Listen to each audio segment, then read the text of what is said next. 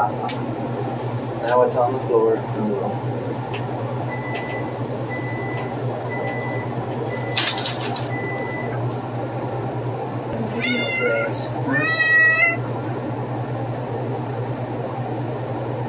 Right, kitty? Come here! We are going home. We are going home. I can't wait. I can't wait na makauwi kami para makita ko na yung asawa ko kasi nag-worry siya. Kasi every time na mag-travel kami, mag-worry talaga siya kasi masakitin yung asawa niya. But I think I'll be okay. So, I'm so excited to finally, oh my gosh, 8 hours flight papuntang mainland, Dallas, Texas, and then another 1 hour and a half layover, tapos 2 hours flight papuntang amin.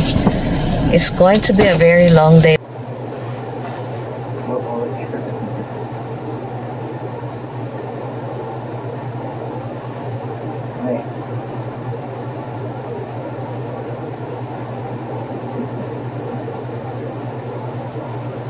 Alright guys, yan po yung nangyari sa akin after we arrived here at our place. 1 week din akong nakaratay sa bed kasi ang sakit-sakit talaga ng likod ko, and then yung paa ko ay namamaga dahil sa constant na driving sa Hawaii at saka yung long flight namin sa aeroplano. Guys, pag hindi nyo nakita yung previous video ko about sa pamangkin ko na nahimatay doon sa airplane, please go to my previous video guys. Alam nyo, every time I go to places or whatever I do here in America, vini-video ko na kasi gusto kong i-share sa inyo yung mga pangyayari sa buhay-buhay ko dito sa Amerika kahit na walang nanonood. Joke.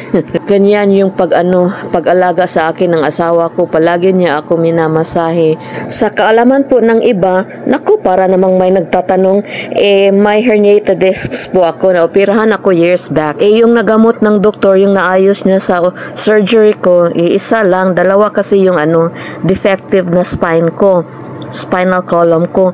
So, yun, hindi pwede maoperahan yung isa, kaya masakit talaga. Tapos, sabi ko sa doktor, paano na ito? Sabi niya, you just have to deal with the pain kasi wala silang magagawa. Pag-intense na yung pain sa likod ko, yan, sinasabi ko sa kanya, tadyakan mo naman. Joke.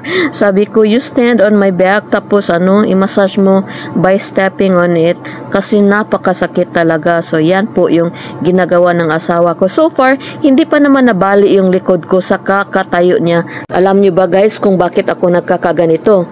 Kahit na walang magtatanong, sasabihin ko pa rin, dahil sa pangangarpintera ko dito sa Amerika. So yun, nag-herniated disc ako. Pero kahit na nagka-injury ako sa pangangarpintera, yan talaga yung gusto kong trabaho. Kaya tinitiis ko na lang yung pain. Yan, ini-elevate ko palagi yung paa ko kasi nung bago kaming dumating dito, namamaga talaga siya kasi lahat ng mga, hindi naman lahat, but some of my body fluids went to my feet because of prolonged sitting down sa airplane. But for now, nandito pa kami sa Waikiki, magsuroy-suroy muna kami. So we were here some days ago. I didn't know that it's very close to our hotel, but our hotel is going that way, probably 3 blocks away, and with the traffic here, I don't think we can walk.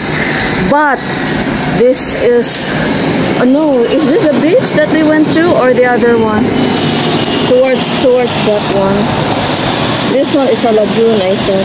But anyway, this was the area that we went swimming one of the past days that we were here. So, Waikiki! We will eat first and then say goodbye to Waikiki.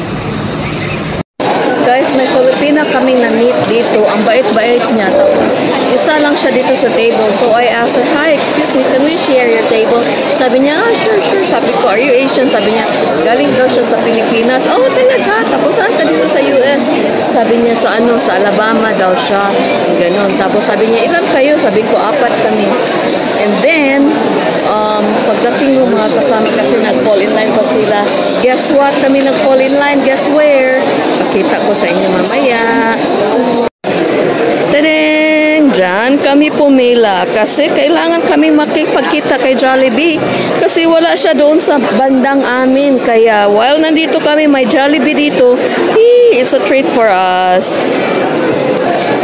So yun, sabi ng babae na, oh okay, tapos nausap-usap kami. Tapos nung dumating na yung mga kasama ko, umalis na siya. Sabi niya, it's okay, you can occupy the table.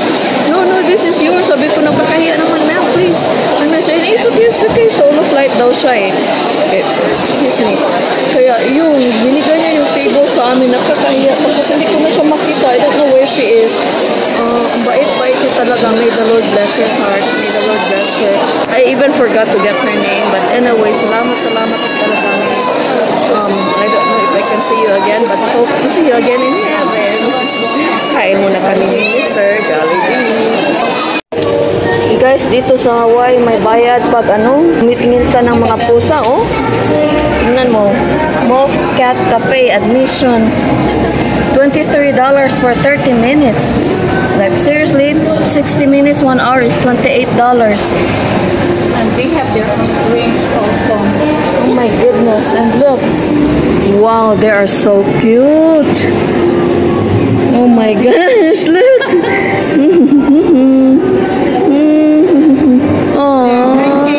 They have their own juice. Yeah. Buti pa mga pusa, oh.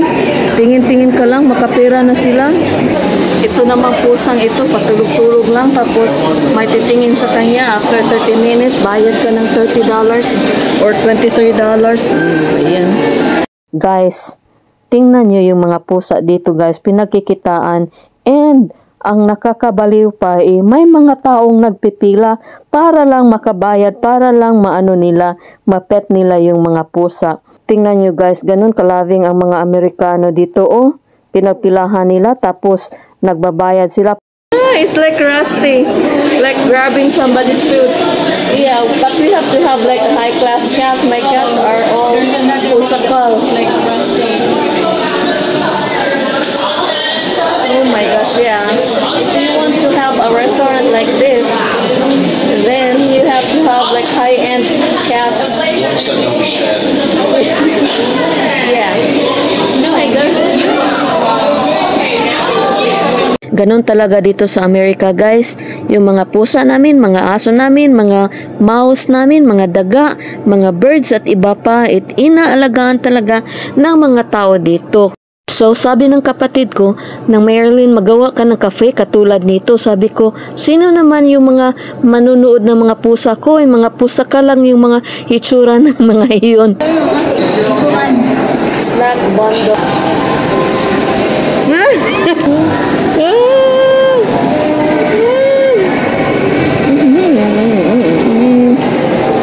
My gosh. Buti pa pusa nakakapagpirahan. Whoop, whoop, whoop, whoop.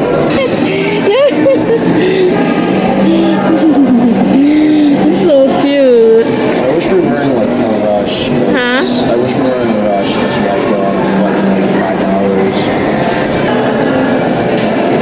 Ayan. Okay. Bye-bye, Waikiki.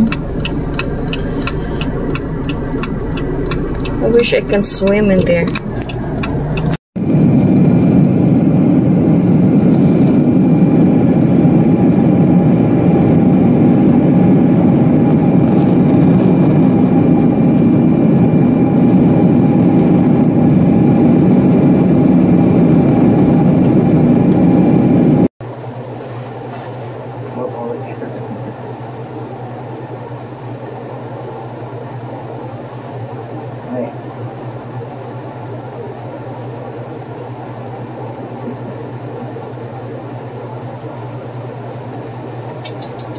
Dusty. Dusty. So yan yung dalawa sa 10 pusa namin na mukhang pusakal.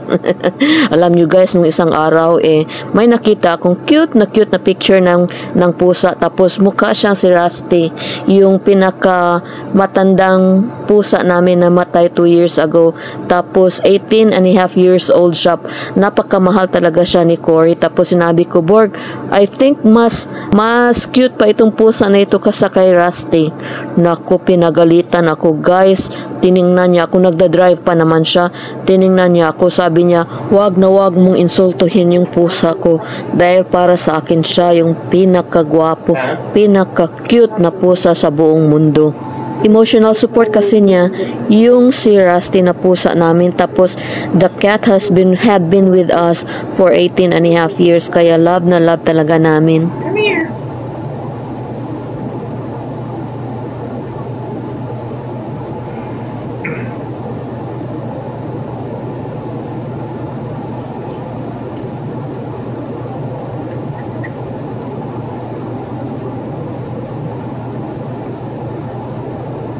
Dusty. Dusty.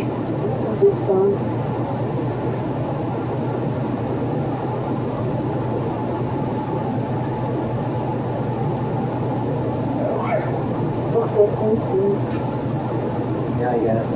Oh. Okay. Okay. Should I stop the... No, because you still sleeping like my dinner.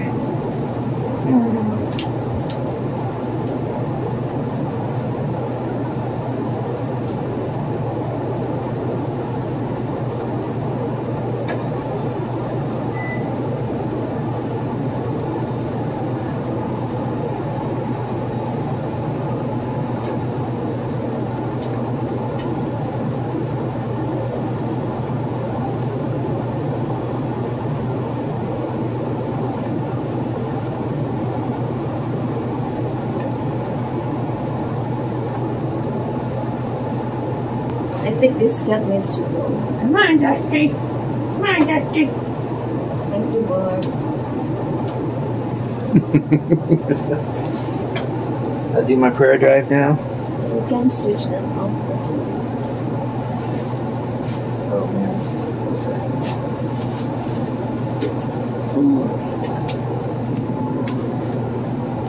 His name was Richard Fisk. He was born in 1922 in Boston, Massachusetts, and in 1940 he would enlist with the Marines and be assigned to the USS West Virginia, where he would be stationed as a bugler on December 7, 1941, when his ship was struck by 9 torpedoes and 2 dive bombs. He was up in the navigation tower, which means he was close enough to those planes to see the faces of the pilots as they released their bombs. Ang lalim niyang mag-English, guys. Hindi ko naintindihan. Naintindihan niyo? Joke. Anyway, that guy was relating a story regarding the history of the Pearl Harbor bombing in 1941. Yan po yung pagbisita namin doon sa Pearl Harbor. Natatouch ako, guys, kasi grabe pala yung istorya ng taong ito. There was a certain man, di ba, maraming mga battleships na drowned. What did I say, 19 na mga malalaking warship yung na-drowned ng mga Hapon. Sabi ko sa previous video ko na may isang aeroplano na nag-bomb sa Pearl Harbor. Actually, there were a lot of them. Hindi lang isa. Anyway, among all the warships that were drowned during the Pearl Harbor bombing was the USS Virginia bata yun, yung minention niya. There was a man named Richard Fisk. Isa siya sa mga sundalo nandoon sa Pearl Harbor during that time. And guys, pagbomba mga almost 8 o'clock in the morning, na doon siya sa deck. Tapos nakita niya yung airplane, isa sa mga airplane sa second wave ng attack. So my first batch, tapos my second batch na. Nakita niya yung yung pilot ng Japan na malapit talaga sa warship nila, na mukhang malapit, napakalapit talaga yung pag-fly doon sa warship nila. Tapos nakita niya yung mukha ng pilot, guys. Kung makita at maklaro mo yung mukha ng pilot, that means that the pilot flew very near. So yun, binumba yung battleship nila. Tapos yun, nakita niya in his very own eyes yung pagkamatay ng kanilang captain.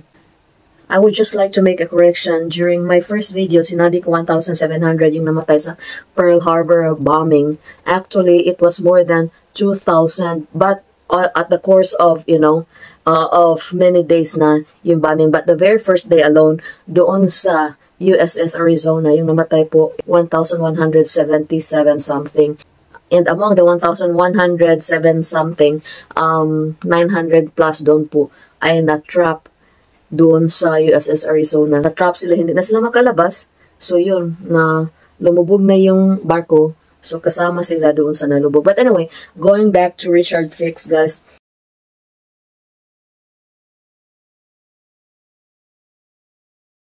So nakita niya yung mukha talaga ng pilot. And namumukhaan talaga niya, na-remember talaga niya yung mukha din ng kanyang captain nung namatay. So, nakaligtas siya, and then after years of service, nalaman niya na yung bomber na nakita niya na nag-bomb sa vessel nila, pupunta pala sa Pearl Harbor during the Pearl Harbor bombing 50th anniversary. So parang napakali siya because all these years, guys, traumatized siya.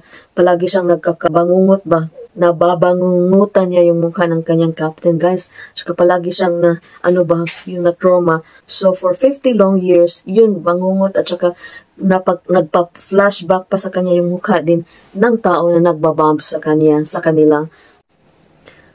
So, grabe yung PTSD niya, guys. Post-traumatic stress disorder. In other words, nato-traumatize talaga siya na palagi siyang binabangungot sa event ng 1941 Pearl Harbor bombing. So, yun. And then, natuklasan niya na sa 50th year anniversary ng bombing sa Pearl Harbor, yung very pilot na nakita niya na nagbumba sa kanilang vessel, pupunta pala doon sa celebration. Parang hindi niya ma-process yung feelings niya na yung tao na gusto niyang paggagantihan, pupunta doon. Yung taong reason kung bakit nakita niya yung mukha ng captain niya na namatay.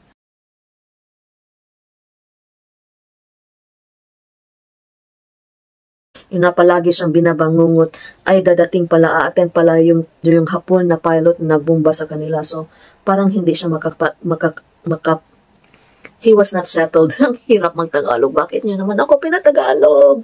But anyway, he was not settled with the fact that the Japanese pilot that bombed, his vessel was coming. So, yun. Tapos, alam niyo, so, doon siya sa harap, nakatayo. Kasi isa sa mga Pearl Harbor survivors, so, ino-honor sila.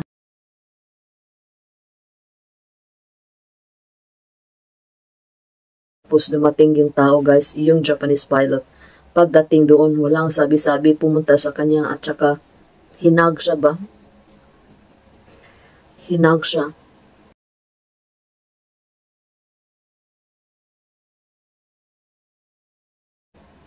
Tapos doon niya na-realize na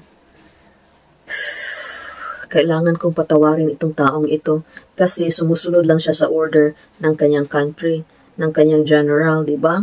It was nothing personal. Ayaw man niyang magbumba sa mga kaaway nila, kailangan niyang sumunod ng order. Pag ikaw nasa military, kahit ayaw mo, kailangan mo talagang tuparin yung mandate ng iyong commander. So, yun. So, after that, nag-hug sila, and then dun, napatawad niya yung taong pumatay ng ilang libong mga taong doon sa Pearl Harbor. What a great story of forgiveness, guys, di ba? Kung kayo yung nasa lugar niya, for 50 na taon na palagi kang napapanaginipan mo yung mukha ng yung captain na namatay, napapanaginipan mo yung mukha ng taong nagbabomb sa'yo, tapos makikita mo pa rin siya sa iyong isip yung pagmumukha niya kasi malapit talaga yung pag-fly niya doon sa vessel niyo. Tapos pupunta siya doon at makipagkita sa'yo. Anong mapifeel mo? Ang hirap, Ang hirap talaga. Pero guys, around that time, yung war na napifeel niya, all these years after the bombing, all these years yung trauma ng war na napanaginipan niya, it all stopped on that day. Dahil nag-release siya ng forgiveness. Isn't that an amazing story? Katulad din ng nung pagpatawad sa atin ng Panginoon, di ba? Na kahit anong pasakit na ginawa natin sa Kanya at pinatay ng mga tao yung anak niya, He still gave forgiveness for all that ask for forgiveness. He still gives grace for all that goes to Him. He still rescue, people who are broken and yet runs to Him. So yun, grabe yung release ng kanyang trauma, ng kanyang anger, ng kanyang hatred doon sa tao, nung yung tao pumunta doon at humingi ng tawad. So thank you so much for watching, and I hope you learned a lesson about the Pearl Harbor bombing. And you know why it is so important for me, this history? Why is this history so important to me? Kasi pamilya ko nandoon eh. Even if hindi pa ako natawo noon, I was not born yet at that time, but my brothers were already there, and it affected them so much. My father was already there. He was 41 years old when the Pearl Harbor was bombed. So, yun. And, nung pumunta kami, guys, may ipakita ko sa inyo, guys, na na-discover ko nung pumunta ako sa Hawaii. Even the first time when I went there, 15 years ago, may na-discover ako sa papa ko. I-chika ko sa inyo in the next video. So, stay tuned. Guys, ito po yung Walmart ngayon. Pero alam niyo ba na itong lote na ito pagmamay-ari ng papa ko noon before he went back to the Philippines. Bumili siya ng mga, nag-invest siya ng mga bahay, ng mga lupa, at isa ito.